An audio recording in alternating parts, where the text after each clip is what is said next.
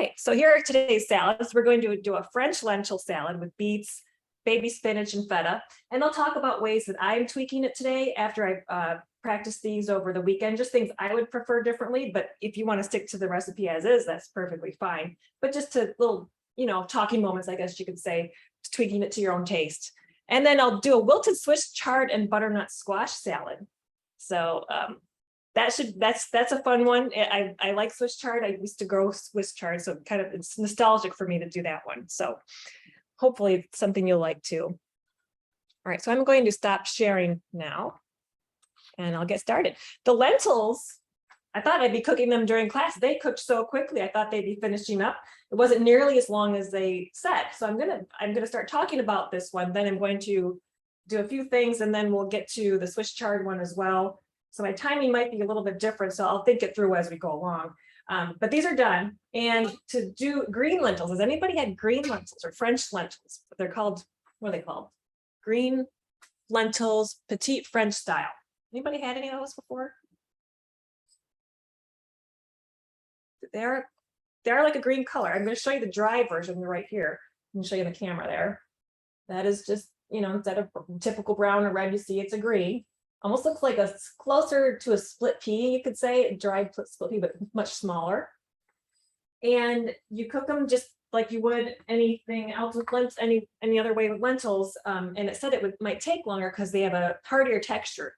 But for me, it didn't take longer. So it still took about maybe 10, 15, even just 15 minutes max today to get these to more of a, I do like them a little bit al dente, the lentils, because the last thing you want is lentils to go mushy. So I'm always careful not to go too far. When I think they're done, I take them out and I put them in the cold water. You rinse them off with cold water. I think that's just to also keep them from getting too mushy. And this salad could be warm or cold either way, I think, because if you served it quickly after these are ready and they're still warm, that's kind of a nice way to serve it. But today it'll be a little cooled off because they finished early. So that'll be another way to have it. I'm going to stir it a little bit. This is just colander over my little Dutch oven. I love these little Dutch ovens. And I'm just stirring it up to make sure it's drained pretty well. One more time. And they're so tiny. I thought they'd even go through the colander, but they're not going through the colander. So, all right. And nutritionally, these lentils, they say they're about the same. They're the same as the red lentils and the brown lentils that we typically might see. Just a different texture, a little bit heartier taste and everything like that. So a nice option. Okay, so after this is done, I'll look my recipes over here.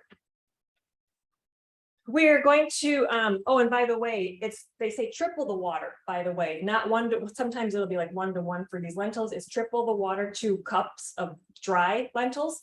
So I put 1 cup of dry lentils to 3 cups of water. And that's how much it took. There wasn't much to drain. So they were right. They were right in their directions. Okay. So now we're going to, I've already roasted the beet too, because the beets, there's a beet in this recipe that takes an hour.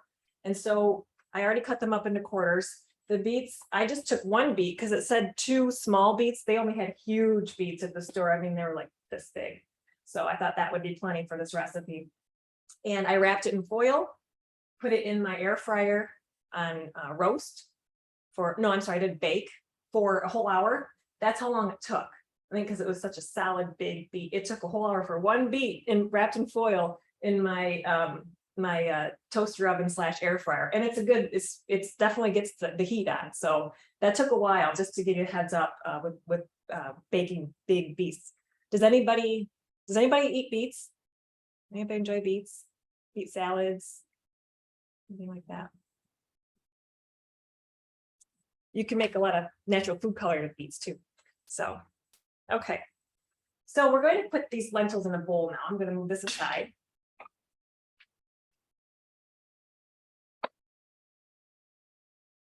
Because we're going to start mixing in the other ingredients.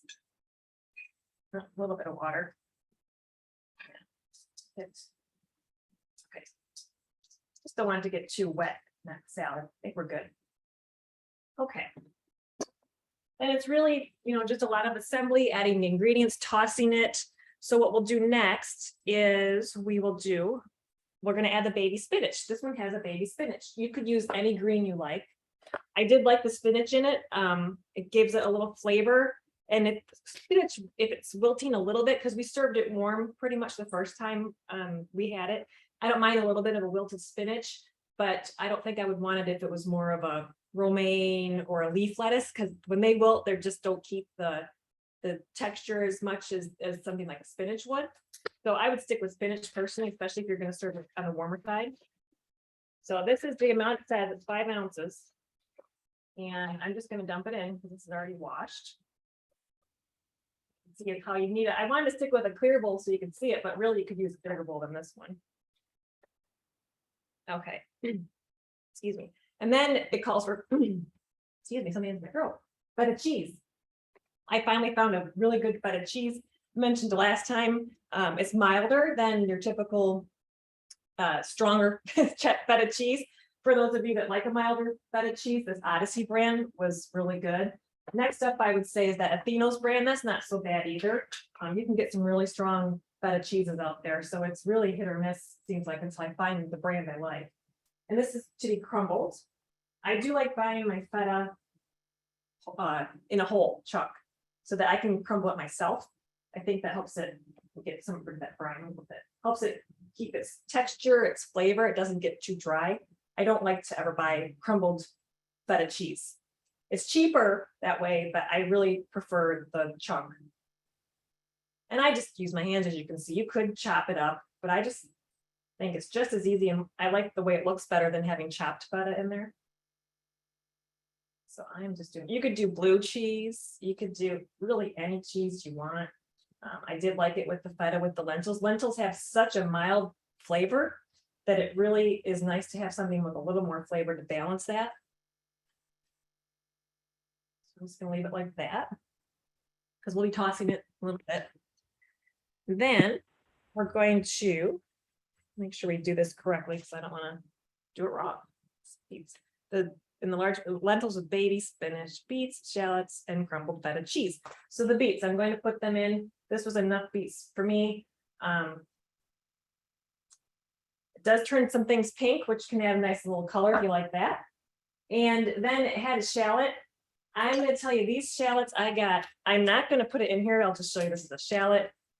Usually they're a little bit longer in length. That's why I was even thinking maybe I got a regular onion by mistake. But I think it's a shallot. It was so strong.